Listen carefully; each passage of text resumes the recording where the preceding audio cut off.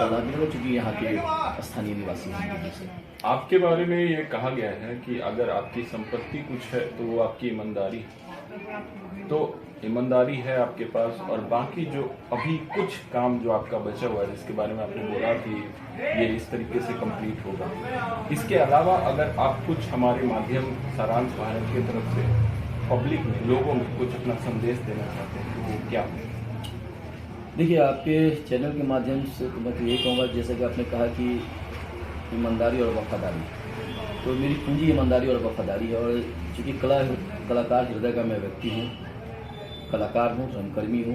एक रंगकर्मी और कलाकार हमेशा किसी को खुशी दे सकता है, सामने वाले के चेहरे पर मुस्कुराहट दे सकता है, अपने भले ही चाहे मुझे कितना भी कष्ट मिले। तो चूँकि लगातार 20 साल 25 साल मैं सक्रिय रंगकर्म से जुड़ा रहा हूँ, तो मेरी भरसक कोशिश होती है कि हर एक व्यक्ति के चेहरे पे मुस्कान दे सकूं।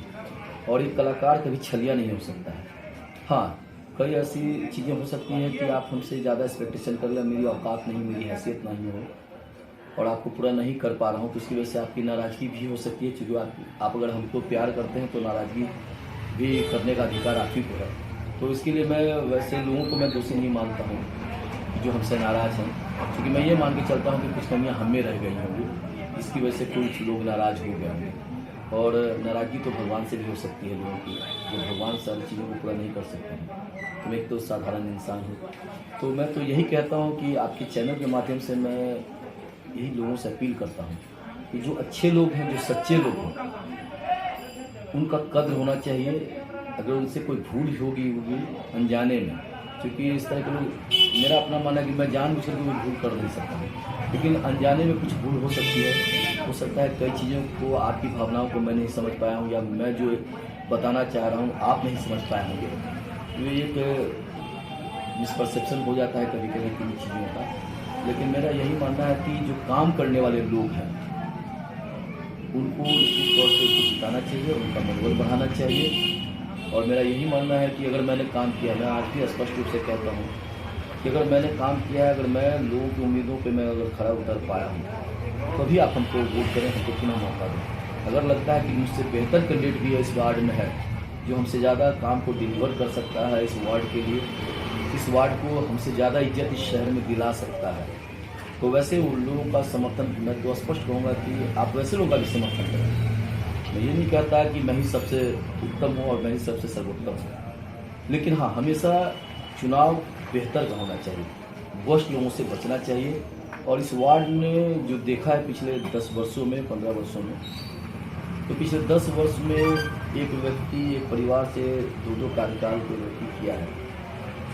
और 10 साल के कार्यकाल में अगर कोई मामूली चीज़ें, राशन कार्ड की वजह से लोग महरूम थे, वृद्धा पेंशन जैसी सुविधाओं से महरूम थे, सफाई की उन्नत व्यवस्था नहीं कर पाए, और वैसे लोग भी चुनावी मैदान में हैं। मेरा तो यह मानना है कि अगर कोई व्यक्ति को और जनता अगर नकार देती है, तो कम से कम ऐसे लोगों को आत्मचिंतन करने की ज़रूरत होनी चाहिए कि फिर मैं किस मुँह से जाऊँ। और निश्चित तौर से हारने के बाद भी कई लोग ऐसे होते हैं कि लगातार सक्रिय होते हैं समाज के बीच में। तो हार जीत आप देखिएगा कि इस देश में हमने चंद्रबाबू नायडू जैसे विकासशील मुख्यमंत्री को हरा देने का काम किया है, शीला दीक्षित जैसे जो दिल्ली को एक अलग पहचान दी है। तो काम करने वाले लोग भी हारते हैं चुनाव में, लेकिन हाँ, उनका मनोबल नहीं हारना चाहिए। और ऐसे तमाम लोग मैं आपके माध्यम से कहूँगा कि जो भी लोग पटना में अच्छे काम करने वाले लोग हैं, चाहे वर्तमान में पार्षद हों, चाहे पूर्व में पार्षद हों, आप एक नेक नियत के साथ लोगों के साथ जुड़े रहिए, उनके साथ छल ना हो, उनके साथ छलावा ना हो, और एक नियत से जुड़े रहिएगा तो लोग का विश्वास आप पे बना रहेगा। और आपके काम में दम है, आपके व्यवहार में दम है, तो आपकी जीत पक्की है। मैं तो यही मानता हूँ और यही उम्मीद करता हूँ। सारांश भारत परिवार की तरफ से शुभकामनाएं हैं आपके लिए। और आपने ये कहा कि आप एक कलाकार हैं, तो क्या कुछ लाइन हमारे लिए हो सकता है? देखिए,